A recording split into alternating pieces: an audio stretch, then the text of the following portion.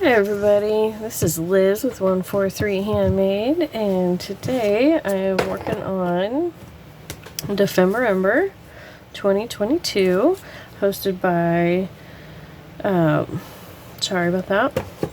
hosted by 49 Dragonflies and Louis Heinzel. And today I am doing, I'm at the right page. Okay, I did that one. I did the fabric and page tabs. So today is day 20, and I am doing grunge and snippet strip. So I had this snippet strip that I created, I don't know when, I was cleaning off my desk, and I had a bunch of these little pieces and these bits, and I was just like, okay, that's it, I'm done. We gotta do something with it. And so I made the snippet roll, and I just used some book page out of a book that had some questionable words and things in it, and so I just wanted to use it in a way that just consumed it.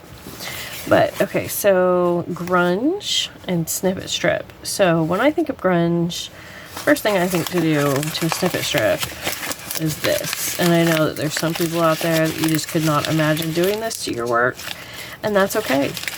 You know, that is. But you know what? It looks really cool when it's done.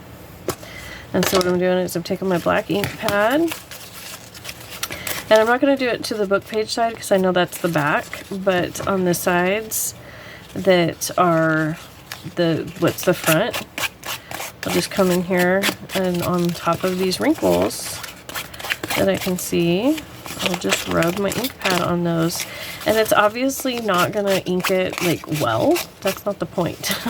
The point is to get some color on there. Get some what looks like wear in there. And so, you know, I just kind of unfold it as I go. That way I can get the edges, you know, as well. And yes, your hands are going to get inky.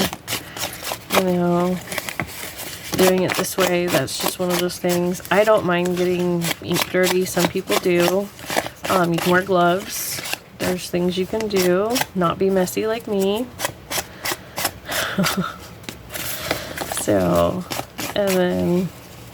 and see, to me, that already looks a lot grungier than it did just a minute ago. But I'm going to grab another color. This is chocolate.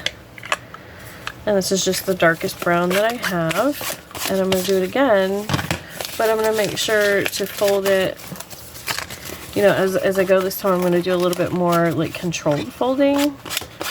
So that way I know I'm not just refolding it on the same lines. And I'm going to make sure to get some ink in the areas that I did not before. But see, I'm starting to get a little bit of a straight line there, so I want to make sure I would break that up and not continue down that line.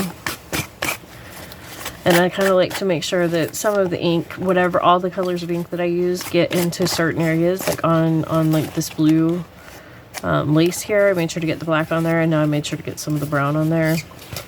And so like this one has a really good fold here, but it was folded in before, and so now I'm just going to invert that. Oop, losing control of my ink pad here. You know, and once it's all wrinkly like this too, you can just set it down and just, you know, go down it. So that is just one way of grunging up your snippet roll, you know, and then you can then go and use that snippet roll for everything that you would normally use a snippet roll for. Let's see.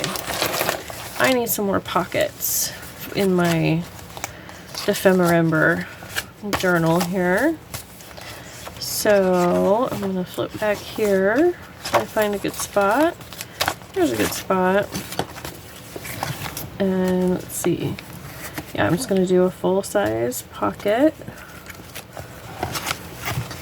And I'm going to go ahead and cut it a little generous because I can always, you know, trim it up a little bit. But this way it's a little easier to lay down if it's, you know, somewhat right. Okay. Now, do I want it that direction? No, I like it this way better, because that puts this out on the edges. That puts the fabric out on the outside better. Yes, definitely like that better. And this way. Yep. Okay. So Now what I'm going to do is I'm going to take my glue and I'm going to run it around, because normally I would recommend running it around on the item, not on the page, but because this is so folded and whatnot, it's actually easier to just see how I've got this lined up, so that way I knew how far out to go. And I'm going to do the same thing at the bottom, but along this edge I obviously know just down the edge. And then I'm going to use the same trick down here at the bottom. Just line that up and only go out so far. There we go. Ah. Okay. And then I'm going to lay this down. Yep, that direction. Okay, my snippet roll is obviously different depths. Like the top of it's a little bit deeper than the bottom of it. I can tell because I have extra glue down here, but that's okay. I'm just going to squash it on there and give that glue just a second to, you know, bond and do its thing. Become one with our pocket. And then if you're worried about those edges, I'm going to show you a little trick in just a second where the glue came out. And because see, not everybody has Fabrifix, and it's with its awesome ability to roll off. I'm just kind of squishing it down because I don't want that book page to show so much. There we go. So now it's a little bit further down on the page. Okay. So see down here, see how it kind of came off the corner, and I've got some extra glue here. The top pretty much covered it, but I mean there's still just a teeny tiny bit there, but like that's, you know, it doesn't bother me. Super easy to cover up if you want to. But here's a, you know, a way to handle this. If you have these little tiny strips of fabric and you don't know what to do with them, but they're so pretty you just don't want to get rid of them, here's a great place to use them, because you can just take the smallest little piece, I mean it's a piece of a snippet roll anyways, right? And just add just the tiniest bit more glue up on top and just stick it down there, just like that. And now it becomes a design element, not just, you know, a mistake. So, and then I think I'm going to take a piece of this teal